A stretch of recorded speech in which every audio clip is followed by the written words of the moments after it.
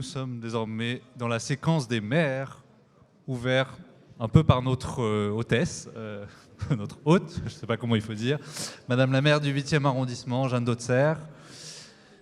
Il y a un beau projet ici, pas loin, 15 hectares de jardin d'ici à 2024. Mission possible ou mission impossible, Madame la maire? Écoutez, mission possible parce que vous êtes dans les jardins des Champs-Élysées. Bienvenue dans le 8e arrondissement.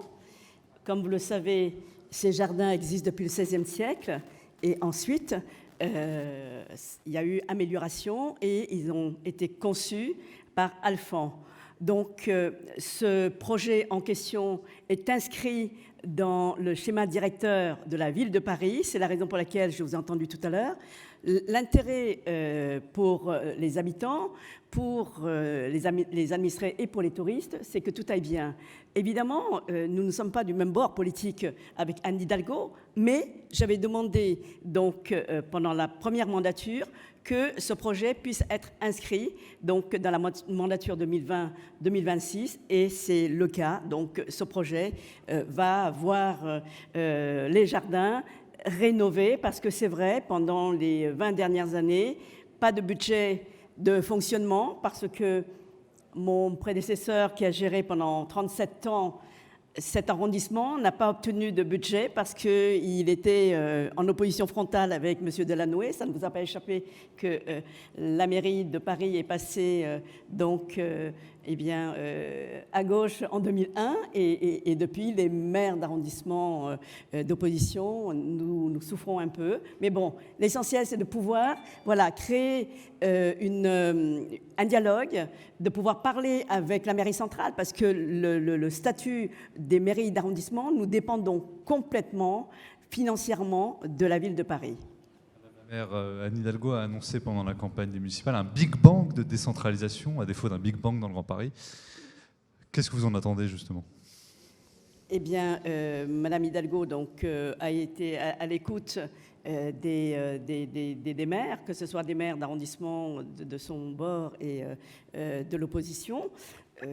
Il faut un peu plus de pouvoir aux maires d'arrondissement, sauf que le pouvoir, ok, mais il faut aussi les moyens qui vont avec, parce qu'on doit gérer le personnel et ce n'est pas simple, et notamment concernant la propreté, comme vous le savez, il y a beaucoup à faire à Paris et dans le 8e parce que nous recevons à peu près 195 000 personnes qui viennent travailler dans l'arrondissement et pour 40 000 habitants. Donc il y a une population qui consomme, qui est là, qui s'allie. Donc vous espérez plus de moyens, plus de pouvoir? Tous les maires demandent c'est Emmanuel Grégoire qui pilote ce sujet. Est-ce qu'il a commencé déjà à se rapprocher de vous? Écoutez, oui, bon, vous savez, nous sommes quand même républicains, donc automatiquement, nous créons le dialogue avec, quels que soient nos opposants ou opposantes, nous devons d'être à l'écoute des uns et des autres. Il y a toujours des bonnes choses d'un côté ou d'un autre. L'essentiel, c'est de faire avancer les choses, hein, parce qu'en fait, nous, vous le savez, les maires ici, qu'attendent vos administrés, c'est que les dossiers avancent, pas simplement de dire « je suis dans l'opposition, je ne peux rien faire ». Merci Madame la maire.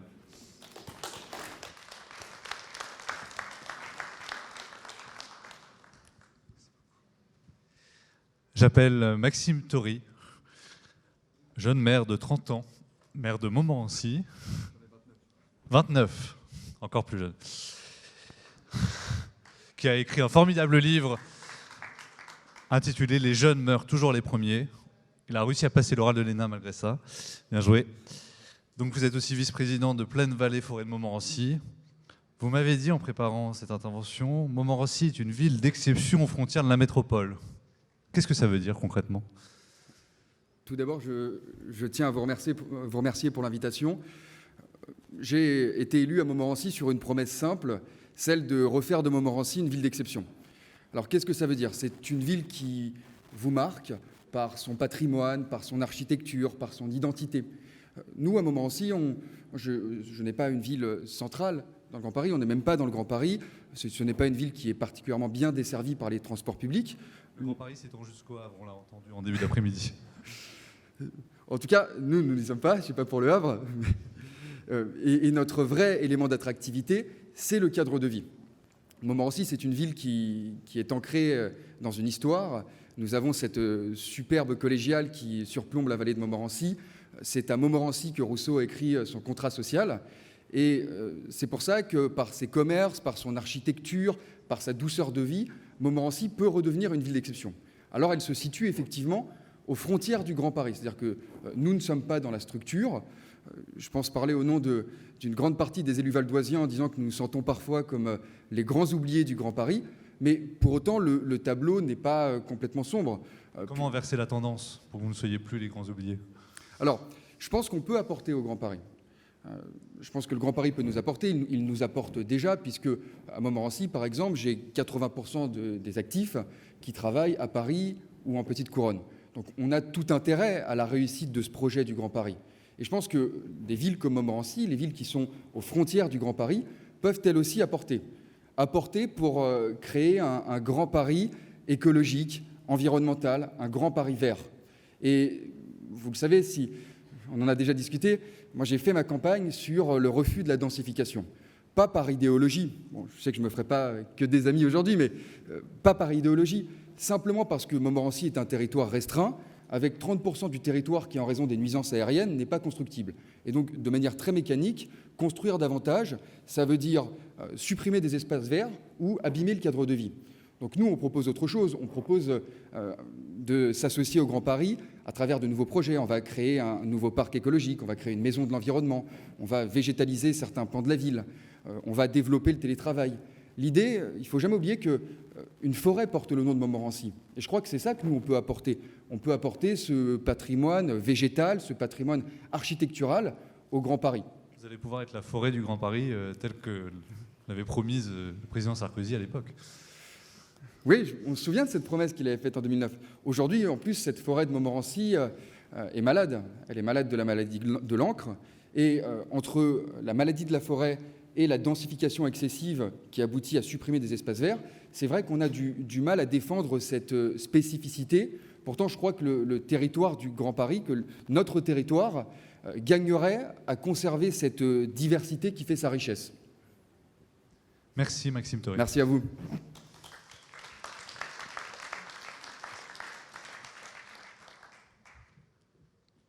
Stéphane Baudet, maire d'Évry-Courcouronnes, ville-préfecture qui a fusionné il n'y a pas si longtemps, président de l'agglomération Grand Paris Sud, président de l'association des maires d'Île-de-France, est retenu par un conseil municipal ce soir, mais il nous a quand même envoyé un petit message. Magnéto, s'il vous plaît. Écoutez, dans un mandat 2014-2020 particulièrement compliqué pour les collectivités, au moins 11 milliards de dotations pour ne citer que cet exemple, nous avons eu, à l'aune de 20 années de travail de politique commune entre Évry et Courcouronnes, de villes urbaines enlacées l'une dans l'autre, la volonté de recréer le modèle communal, d'aller avec une petite ville, une grande ville, une ville de gauche, une ville de droite, d'aller vers un projet de fusion particulièrement novateur qui ne se sera réalisé d'ailleurs qu'en 9 mois de concertation avec évidemment beaucoup de réunions, beaucoup de travail avec les habitants pour créer une nouvelle capitale au département de l'Essonne de 70 000 habitants. Donc un projet politique porté avec les habitants avant les élections municipales, nous amenant en plus à une validation à l'occasion de ce rendez-vous démocratique. Ça a été le cas puisque nous avons été élus au premier tour. Et puis surtout, une offre politique nouvelle, unique, pour une ville-préfecture de 70 000 habitants, puisque globalement, la majorité municipale va de la LCR ou de la ex-LCR jusqu'aux Républicains, et c'est aussi valable d'ailleurs ce spectre-là dans notre exécutif. Et croyez-moi, je le dis à mes collègues, c'est à l'échelle locale d'une richesse intellectuelle, politique, humaine, de créativité extraordinaire. Je suis pour ma part maire depuis 20 ans, j'étais déjà maire de Courcouronnes, la petite ville. Il se trouve qu'ici, c'est le maire de la petite ville qui est devenu le maire de la grande. C'est assez original aussi. Mais en tout cas, cette aventure collective que nous partageons aujourd'hui, qu'il s'agisse des élus, qu'il s'agisse du rapport aux habitants pour réinventer aussi le service public de demain, qu'il s'agisse aussi de la réorganisation de nos administrations. Il y en avait 2, il n'y en a plus qu'une. C'est un travail considérable. C'est ce que je dis sous ma casquette de président d'association des maires d'Île-de-France, une de ces façons-là que nous avons à disposition avec les lois qui existent aujourd'hui, une de ces façons de réinventer un modèle communal plus performant à l'échelle d'une ville capitale. On peut se douter évidemment de la difficulté de la mise en concurrence des territoires, notamment les grandes villes de grande couronne, notamment les ex-villes nouvelles. Nous sommes une ex-ville nouvelle voulue par le général de Gaulle et le préfet de l'Ouvrier. Donc c'est une façon de réenclencher un nouveau rythme, de réenclencher un nouveau cycle de construction dans un modèle politique, administratif et territorial nouveau. Bref, vous l'entendez dans mon propos, c'est emballant, c'est passionnant et on n'a ici aucun regret. Merci à lui. J'appelle désormais... Vous pouvez l'applaudir. Nous lui transmettrons. J'appelle désormais la maire de Cachan, Hélène de Commarmont. Cachan, ville pilote du Grand Paris Express, dans le Val-de-Marne. Je vous en prie. Bonjour Madame la maire. Merci d'être avec nous ce soir. Merci à vous. Le premier tunnelier du Grand Paris Express est entré en action chez vous. Ce matin, on a débattu des fractures sociales et territoriales avec le président de la Société du Grand Paris. Est-ce que, justement, vous croyez, vous, à cette promesse du super métro comme un outil de lutte contre ces fractures ?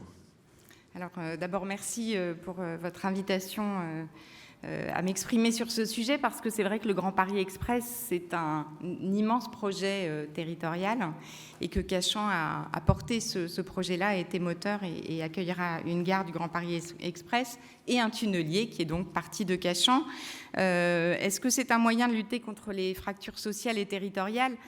Certainement en partie, d'abord parce que les mobilités et le fait de créer un nouveau métro, c'est une manière de répondre aux problématiques territoriales, d'enclavement, de la nécessité de pouvoir rejoindre le domicile au travail, etc. Mais le Grand Paris Express, c'est aussi un projet de territoire qui dépasse très largement le métro finalement. C'est comment on fait en sorte, avec cette nouvelle infrastructure, de recréer la ville, de faire vivre la ville. Et là, je dirais que ça peut être un moteur pour limiter les fractures sociales et territoriales, si on fait du logement social, si on crée des équipements publics, si on travaille aussi avec les habitants pour créer et porter la ville de demain. Ça peut être aussi un vecteur de fracture qui amplifie des fractures sociales, notamment parce que ça renforce l'attractivité des villes de manière très importante. À Cachan, les prix de l'immobilier ont augmenté de près de 20% en 5 ans. Donc ça renforce l'attractivité. Et donc il y a la question de comment on fait pour conserver des populations dans la mixité sociale qui n'ont pas nécessairement les moyens de vivre et de subir cette évolution des prix de l'immobilier et des logements. Donc ça suppose qu'on développe des politiques publiques d'accompagnement du logement social. Et en tant que maire, ce sont évidemment des enjeux importants que je porte, en particulier au niveau de la gare et au-delà, parce que finalement, ça impacte toute la ville. Vous êtes également conseillère départementale. Vous pourrez parler de la mixité aussi à l'échelle du département. Oui, tout à fait. C'est un enjeu majeur qui, en réalité, d'ailleurs, n'est pas à prendre en tant que tel. Ça rejoint après toutes les problématiques que l'on porte sur le bien vivre ensemble, sur la question du cadre de vie, sur la problématique du développement économique et de l'emploi. Donc finalement, cette question-là, elle est très présente dans notre région Île-de-France et en particulier dans les villes de proche couronne. Et elle traverse finalement beaucoup de politiques publiques qui doivent être mises en œuvre pour permettre à cette mixité de continuer à prospérer. Moi, je considère dans ma ville, et d'ailleurs j'ai mené une démarche participative de très grande envergure, je considère, et c'est partagé par de nombreux habitants, que la mixité, c'est vraiment un facteur de richesse et que le fait qu'on ait des habitants de toutes origines, de toutes situations, qui ont des histoires extrêmement variées, ça fait aussi la richesse d'une ville et donc c'est un bien précieux qu'il faut protéger avec le métro demain et ce sera, j'espère, une chance pour les habitants. Et outre le logement social, comment vous allez y veiller? Alors, il y a d'autres interventions que les collectivités exercent, particulièrement, on peut parler de la politique foncière. Par exemple, dans le quartier de la gare d'Arcueil-Cachan, où donc est partie le tunnelier Amandine, la ville, depuis très longtemps, et les maires précédents avaient déjà œuvré dans ce sens-là, parce qu'ils avaient senti qu'un jour, il se passerait quelque chose sur ce territoire, avaient acquis le foncier pour avoir une propriété foncière qui permette, alors partagée avec la Société du Grand Paris, qui a aussi une partie de l'emprise du quartier de la gare, la capacité d'être acteur de ce qui se passe derrière d'un point de vue de la création de la ville. Et c'est d'ailleurs dans le sens c'est donc un écoquartier que nous allons créer sur le site, extrêmement ambitieux d'un point de vue des engagements qu'il faut prendre dans le cadre de l'écoquartier, que ce soit en termes d'environnement, de densification urbaine, mais aussi de services apportés à la population, et puis également d'être capable de travailler pour faire la ville avec les habitants et pour répondre précisément à leurs besoins et à leurs attentes. Et concrètement, cet écoquartier, de quoi sera-t-il composé? Alors l'idée, c'est d'avoir un quartier en mixité de logement et de développement économique. Donc on est dans une conception qui n'est pas forcément celle qu'on a toujours vue. On a pu avoir des grands sites de développement économique et que du logement. Cachan est une ville d'ailleurs qui est plutôt une ville d'habitants, on va dire. Donc l'idée, c'est d'avoir vraiment une mixité d'usages, d'être dans un quartier où est développé le commerce, avec du logement social qui est également porté par la ville, en cœur de ville donc. Merci Madame la maire. Merci à vous.